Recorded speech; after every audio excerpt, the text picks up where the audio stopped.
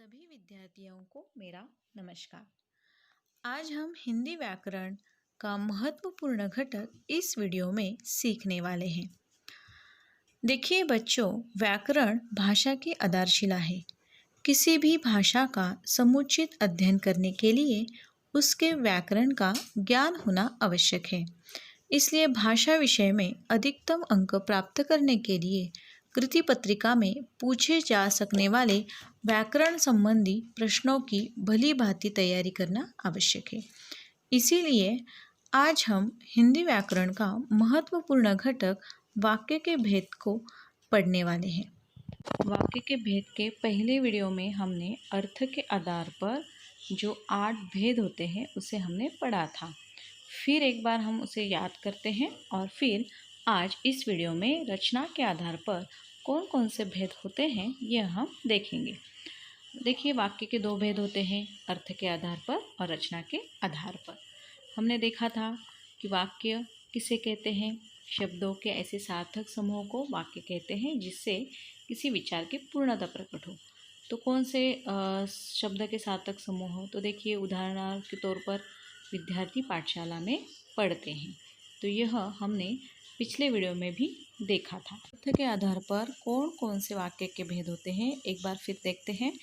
विधानार्थक वाक्य, निषेधार्थक वाक्य, प्रश्नार्थक वाक्य, आज्ञार्थक वाक्य, इच्छार्थक वाक्य, संदेहार्थक वाक्य, संकेतार्थक वाक्य और विस्मयार्थक वाक्य। तो इस वीडियो में हम देखने वाले हैं, सीखने वाले हैं रचना के आधार पर वाक्य के भेद।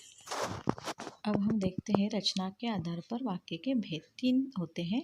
एक सरल वाक्य, दूसरा संयुक्त वाक्य और तीसरा है मिश्र वाक्य। रचना के आधार पर अभी हम देखते हैं पहला वाक्य का भेद। सरल वाक्य। परिभाषा, जिस वाक्य में एक ही मुख्य क्रिया हो उसे सरल वाक्य कहते हैं। जैसे उनका खिला हुआ चेहरा मुरझा गया। दूसरा वाक्य देखिए, बच्चे हर रोज़ खेलते हैं, जिसमें मुख्य क्रिया एक ही है, उसे क्या कहते हैं, सरल वाक्य। तो यहाँ पर हमने देखा सरल वाक्य किसे कहते हैं। अभी दूसरा भेद देखिए, संयुक्त वाक्य। परिभाषा, संयुक्त वाक्य में 2 या 2 से अधिक सरल वाक्य समुच्चय बोधकों यानी कि और, परंतु, तथा या आदि से जुड़े रहते हैं। जैसे कि हेमंत ऋतु बीत गई तथा शिशिर ऋतु आ गई। यहाँ पर देखिए 2 अलग अलग वाक्य हैं, हेमंत ऋतु बीत गई, शिशिर ऋतु आ गई, लेकिन इसे जोड़ने का काम किया है समुच्चय बोधकों ने और इसलिए यहाँ पर संयुक्त वाक्य हो गया। मांडवी काफ़ी बड़ी नदी है तथा वर्ष भर पानी से भरी रहती है। तो यहाँ पर भी मांडवी काफ़ी बड़ी नदी है तथा वर्ष भर पानी से भरी रहती है। इस तरह से इन दोनों वाक्यों को तथा ने जोड़ा हुआ है। ऐसे ही और, परंतु, तथा ऐसे समुच्चय बोधकों से जोड़कर जो वाक्य बनता है, 2 से या अधिक सरल वाक्यों से जो वाक्य बनता है उसे क्या कहते हैं, संयुक्त वाक्य कहते हैं। अभी तीसरा प्रकार देखिए, मिश्र वाक्य। जिस वाक्य में एक प्रधान और शेष आश्रित उपवाक्य हो उसे मिश्र वाक्य कहते हैं। यानी कि एक मुख्य वाक्य रहता है और उसके ऊपर निर्भर एक दूसरा वाक्य रहता है, तो उसे मिश्र वाक्य कहते हैं। जैसे कि देखिए, मैं वह सौगंध नहीं बेचूंगा जो मेरा संस्कार बन गई। मैं वह सौगंध नहीं बेचूंगा, जो यानी कि यहाँ पर एक वाक्य क्या है, मुख्य वरदान वाक्य है और दूसरा उसके ऊपर निर्भर है। दूसरा वाक्य देखिए, संतरी को जैसा कहा गया था उसने वैसा ही किया। यानी कि यहाँ पर भी एक प्रधान वाक्य है और उसके ऊपर दूसरा वाक्य निर्भर है, तो यहाँ पर मिश्र वाक्य वो कहलाता है। तो अभी हम स्वाध्याय देखते हैं। कृति पत्रिका में आपको किस तरह से पूछा जाने वाला है वो हम अब यहाँ पर देखते हैं।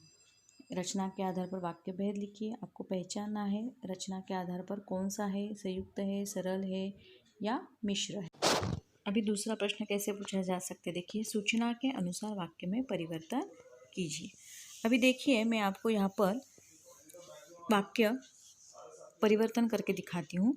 गाय पास जाने वाले को सिर मारने की कोशिश करती। अभी यहाँ पर हमें बताया गया है मिश्र वाक्य बनाना है इसे, तो कैसे बन सकता है, तो देखिए, जो भी गाय के पास जाता वह उसे सिर मारने की कोशिश करती।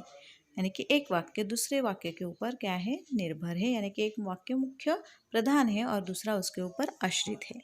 अभी दूसरा वाक्य देखिए, रायपुर छोटा सा अत्यंत आधुनिक शहर है। तो हमें क्या किस में परिवर्तन करना है, संयुक्त वाक्य में। तो कैसे कर सकते हैं, रायपुर छोटा सा शहर है पर अत्यंत आधुनिक है, यानी कि इस तरह से हमें यहाँ पर तथा और ऐसे जो वहाँ पर उचित रहेंगे उस समुच्चय बोधों को वहाँ पर हमें लगाकर क्या बनाना है, संयुक्त वाक्य बनाना है। अगर आपको ये वीडियो अच्छा लगा तो ज़रूर लाइक कीजिए। धन्यवाद।